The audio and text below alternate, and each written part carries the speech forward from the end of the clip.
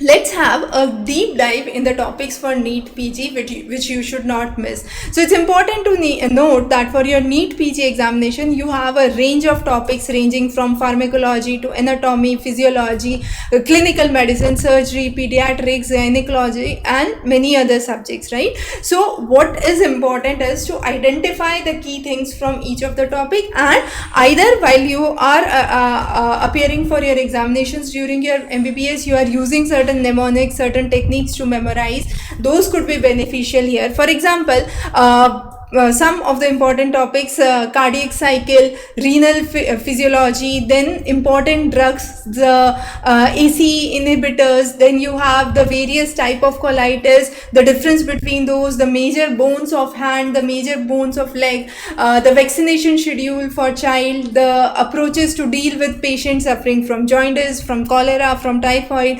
common surgical incisions, and when to use what, the principles of ECG, EEG. So those kind of questions are some of the important topics that must be covered.